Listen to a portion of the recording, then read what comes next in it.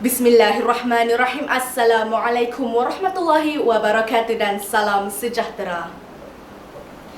COVID-19 menyerang bumi tiada kelibat, tanda amaran. Gemuruh dirasa tidak terperi. Demi pidato saya turutkan sejambak kasih seharum kasturi buat pengerusi majlis, kombinasi kehakiman yang arif lagi bijaksana, penjaga masa yang peka dengan detak jam randiknya, div-div kehormat dan pemerhati dalam talian yang berada jauh di mata namun dekat di hati.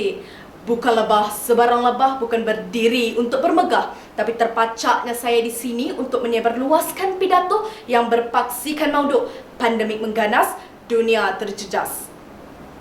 Hadirin sekalian, menurut Kamus Dewan edisi keempat, pandemik dapat ditakrifkan sebagai wabak penyakit yang tersebar dengan begitu meluas sama ada hingga ke seluruh wilayah, benua atau dunia. Sementara itu mengganas membawa maksud berlaku ganas, menyerang atau mengamuk.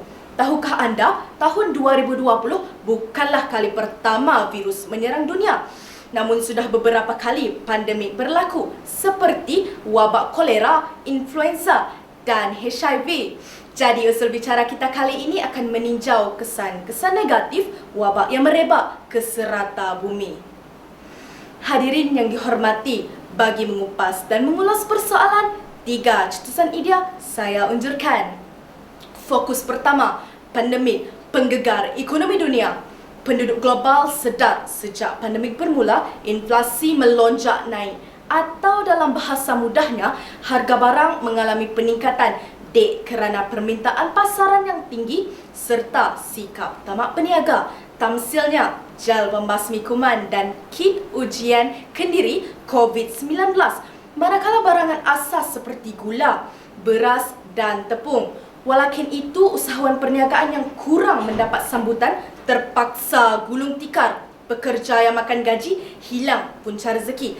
Akibatnya, terdapat lambakan penganggur di seluruh dunia, termasuklah negara-negara maju seperti Australia, Jepun dan Singapura. Dari perspektif lain, dunia turut mengalami penurunan harga minyak mentah. Harga sahaja rendah, namun permintaannya kurang disebabkan sekatan perjalanan yang dikenakan. Terang lagi bersuluh, situasi ini menggambarkan betapa perlahannya aktiviti transaksi di dalam maupun luar negara. Sementalahan, peruntukan sejumlah besar wang kerajaan bagi melaksanakan program rangsangan untuk membantu golongan yang terjejas telah mengganggu pertumbuhan ekonomi, tidak kira daripada sektor primer, sekunder maupun tertier. Justifikasinya, ekonomi global pada tahun 2020 menguncup sebanyak 4.9% berbanding tahun sebelumnya. Terbuktilah betapa rakusnya pandemik mengawal ekonomi dunia. Sidang hadirin, fokus kedua, pandemik pengubah norma kehidupan. Pelaksanaan perintah berkurung secara tidak sengaja telah memberi impak yang besar terhadap kesihatan mental manusia.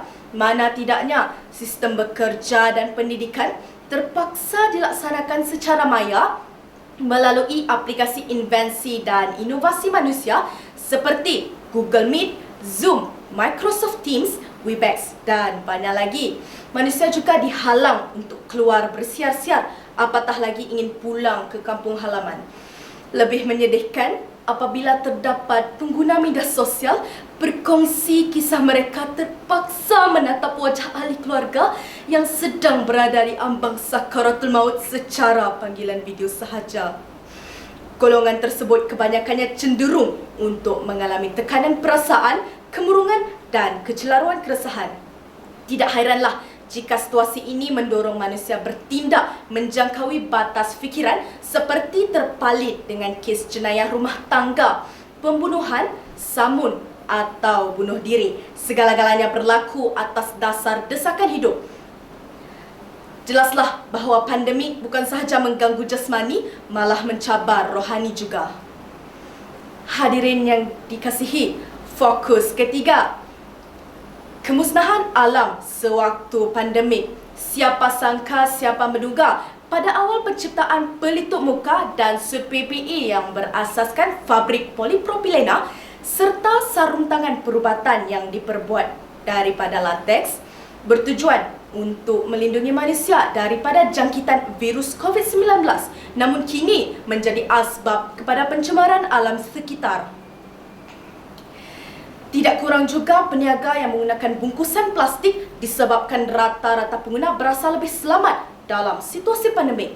Kebanyakan produk tersebut memakan tempoh yang panjang untuk dilupuskan. Bahkan ada yang mampu kekal dalam kejadian asal selama ratusan tahun.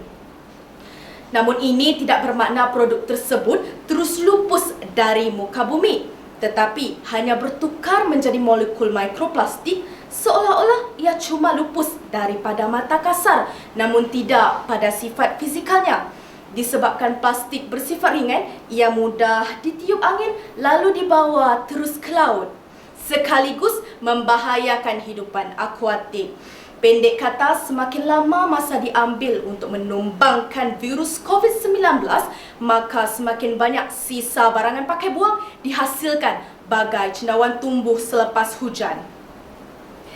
Hadirin yang dirahmati, menyedar hakikat di atas, pandemik sememangnya mendatangkan bala kepada dunia dan masih banyak sisi gelap yang tidak sempat saya selitkan dalam wacana ilmu pada hari ini.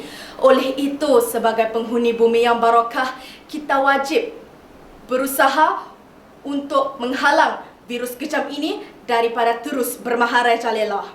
Sekian, wabillahi taufiq wal hidayah. Wassalamualaikum warahmatullahi wabarakatuh.